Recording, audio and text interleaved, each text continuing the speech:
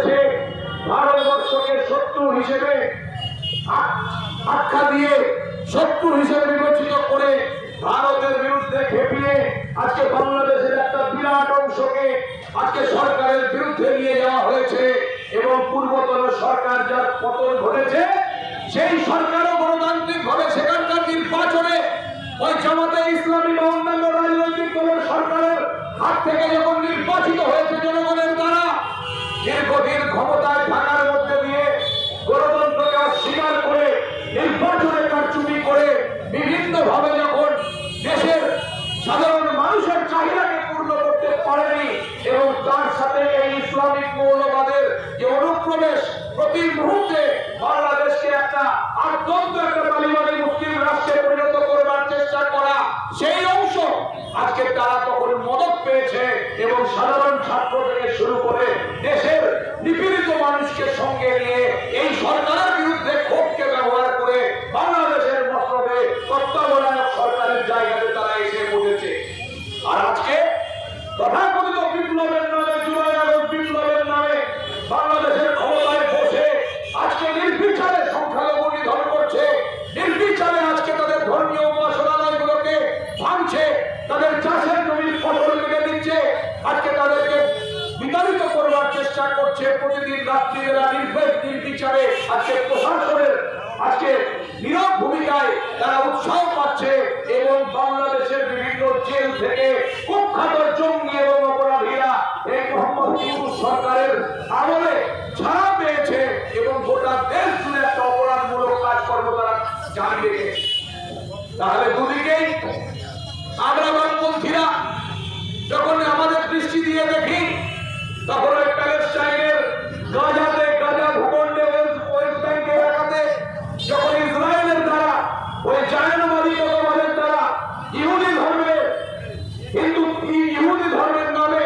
যখন সেখানকার মুসলিমদেরকে টার্গেট করা হয়, যখন সেখানে শিশু এবং মহিলাদের উপরে আজকে নির্বিচারে গুলিবর্ষণ করা হয়, তাদেরকে যখন এলাকায় তাদের অবরুদ্ধ এলাকাতে ওষুধপত্র খাবার যখন ঢুকতে দেওয়া হয় না, রাষ্ট্রসংঘের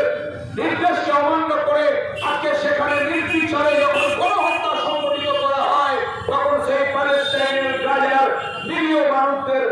উদ্ধারের দাবিতে শান্তি প্রতিষ্ঠার দাবিতেও আমরা রাস্তাতে মিছিল করি। আর একইভাবে যখন ভারতবর্ষেও ওই উত্তরপ্রদেশের কৃষক মোহাম্মদ আনওয়ার যখন তার প্রিয় গরুর মাংস আছে না মুরগির মাংস আছে, আজকে এই অভিযোগ তুলে তাকে পিটিয়ে রাস্তার মধ্যে হিন্দুত্ববাদীরা মেরে ফেলে। আর ওই পেহলু খান নামে একজন কৃষক যখন গরু হানিয়ে নিয়ে যায় ও গরু বিক্রি করতে যাচ্ছে এই অভিযোগে তাকে মেরে ফেলা হয়। আর ওই জুনাইদ খান যখন ওই ট্রেনের মধ্যে যাচ্ছে তার গালে কেন দাঁড়িয়ে আছে মুসলমান সঙ্গে তাকে পিটিয়ে মারে। আর আমাদের এই মালদার আজকে এফরাজুল খান যাকে পিটিয়ে মারে ওই বাবরি মসজিদ ধ্বংসের 25 বছর পূর্তিতে রাজস্থানে একজন উগ্র হিন্দুত্ববাদী জ্যান্ত। আর তার পরবর্তী সময়ে আমরা যখন দেখি যে উড়িষ্যাতে যখন আমার এই সুজাপুর কালিয়াচক থেকে শুরু করে বিভিন্ন এলাকার মানুষ যখন সেখানে হকারির ব্যবসা করতে যায়, বাংলাদেশি মুসলমান আখ্যা দিয়ে সেই উড়িষ্যার বর্তমান বিজেপি সরকার এবং তার হিন্দুত্ববাদী সেনা তাদেরকে তাড়িয়ে দেয় এলাকাতে। তারা এলাকায় কোন ক্রমে যান নিয়ে পালিয়ে এসে প্রশাসনের কাছে নিরাপত্তা চায়, ব্যবসা করবার নিরাপত্তা চায়। তাহলে একই অবস্থা যা ওখানে ইসলামিক মৌলবাদ ঘটাচ্ছে, এখানেও হিন্দুত্ববাদী ষড়যন্ত্রে লিপ্ত আছে, হিন্দুত্ববাদী আদর্শকে আঁকড়ে ধরে এই আরএসএস নিয়ন্ত্রিত সংগঠন যারা করবার চেষ্টা করছে। আজকে দুটোকেই বামপন্থীরা ঘৃণা করে, দুটোর বিরুদ্ধে বামপন্থীরা বলে, কারণ বামপন্থীরা এই বাংলাদেশ তৈরির সময় ওখান থেকে হাজার হাজার লক্ষ লক্ষ উদ্বাস্তু মানুষের ভোট যখন পশ্চিম বাংলা সহ ভারতবর্ষের বিভিন্ন রাজ্যে ছিল, তখন বামপন্থীরা চুপ করে বসেছিল না, বামপন্থীরা তাদের পাশে ছিল এবং তাদেরকে সেই শরণার্থী শিবিরে আনা থেকে শুরু করে আজকে পশ্চিম বাংলার বুকে বাংলাদেশ থেকে আসা আজকে অসংখ্য হিন্দু পরিবার যা মালদা জেলা সহ আজকে আশেপাশের বিভিন্ন জেলায় ছড়িয়ে আছে, তারা আজকে সেই সময়ের ইতিহাস সম্পর্কে সবটা জানে এবং সেখানকার তীব্র অভিজ্ঞতা সম্পর্কেও তাদের স্মরণে সবটা আছে। তাহলে সে জায়গায় দাঁড়িয়ে আমরা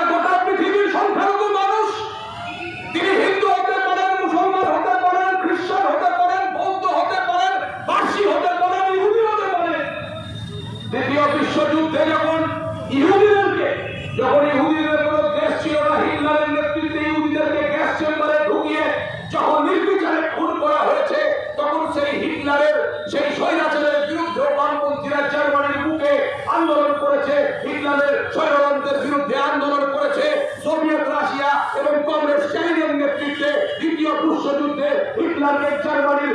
বাহিনীকে আজকে মারতে মারতে একেবারে জার্মানির রাজধানী পর্যন্ত আজকে নিয়ে গিয়ে তাদেরকে আত্মসমর্পণ করতে বাধ্য করেছে। এই ইতিহাসও আছে। বামপন্থীদের ইতিহাস, কমিউনিস্টদের ইতিহাস, ওটা পৃথিবী জোড়া ইতিহাস। পৃথিবীর দেশে দেশের ইতিহাসে কমিউনিস্টদের ভূমিকা পাওয়া যাবে, সংখ্যালঘুদের স্বার্থ রক্ষায় কমিউনিস্টদের ভূমিকা পাওয়া যাবে, তাদের স্বাধীনভাবে প্রচার, তাদের স্বাধীনভাবে ধর্ম পালনের, তাদের স্বাধীনভাবে খাদ্যাভ্যাসের দাবিতে আজকে বামপন্থীরা সবসময় গলা উঁচু করে কথা বলেছে। কারণ আমরা মনে করি এই পৃথিবী একটাই দেশ এবং এই পৃথিবীতে যত মানুষ আছে তার দুটো শ্রেণী, একটা ধনী এবং একটা বড়লোক, একটা ধনী এবং একটা গরিব। এর মধ্যে হিন্দু, মুসলিম বা অন্যান্য ধর্ম আমরা মনে করি না মানুষ ধর্মের বিশ্বাস রাখবে, সেটা তার একমাত্র ব্যক্তিগত বিষয় এবং সেটা মানবে কি মানবে না সেটাও তার একান্ত ব্যক্তিগত বিষয়। তার মধ্যে কারো